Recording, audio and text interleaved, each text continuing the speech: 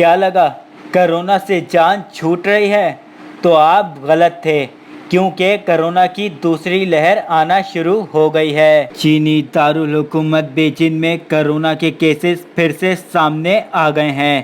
Beijing کے علاقے میں واقع گوشت مارکیٹ سے کرونا کے کیسز سامنے آنے پر 11 رہائشی علاقوں میں لاک ڈاؤن کر دیا گیا۔ جنوبی بیجنگ کی گوشت مارکیٹ سے کرونا کے 7 کیسز رپورٹ ہوئے تھے، جن میں سے 6 کی تصدیق ہو چکی ہے، جس کے بعد متاثرہ مارکیٹ کے قریب بچوں کے 9 اسکولز کو فوری بند کر دیا گیا۔ گوشت مارکیٹ کے چیئرمین نے مارکیٹ سے کیسز رپورٹ ہونے کی تصدیق کرتے ہوئے کہا کہ وائرس درآمد شدہ مچھلیوں کو کاٹنے سے بوٹ سے سامنے آیا ہے۔ کیسز سامنے آنے پر گوشت کی 2 مارکیٹوں کو فوری طور پر بند کر دیا گیا، جبکہ راتوں رات سپر مارکیٹس اور دیگر مارٹ سے درآمدی مچھلی کا اسٹاک ہٹوا دیا گیا ہے۔ بیجنگ میں 2 ماہ بعد جمعرات کے روز کرونا کا نیا کیس رپورٹ ہوا تھا۔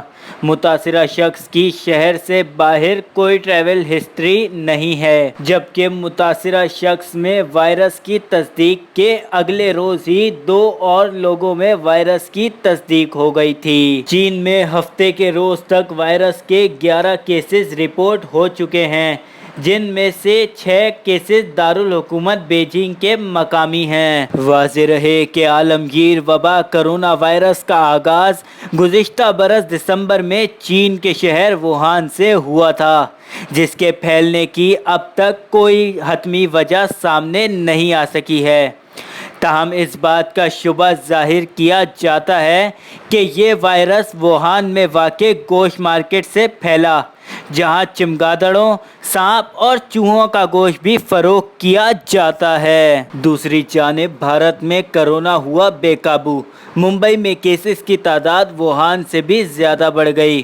بھارت کے تجارتی ہب ممبئی میں کرونا کے کیسز کی تعداد 51,000 سے تجاوز کر گئی، جو وائرس کے مرکز چینی شہر ووہان سے بھی زیادہ ہے۔ بھارتی ریاست مہاراشٹر میں کرونا کے کل کیسز کی تعداد 90,000 سے زائد ہے، جن میں نصف سے زائد کیسز ریاستی دارالخلافہ ممبئی میں رپورٹ ہوئے ہیں۔ بھارت میں کرونا کے کیسز کی مجموعی تعداد 2,86,000 سے تجاوز کر گئی ہے، جبکہ 8,000 سے زائد افراد ہلاک ہو چکے ہیں۔ بھارتی ماہرین کا کہنا ہے کہ کرونا کے کیسز میں تیزی سے اضافے کے بعد جولائی کے آخر تک صرف نئی دہلی میں کیسز کی تعداد تقریباً 5 لاکھ تک پہنچنے کا خدشہ ہے۔ واضح رہے کہ وائرس کی روک تھام کے لیے بھارتی حکومت نے دنیا کا طویل ترین لاک ڈاؤن نافذ کیا تھا،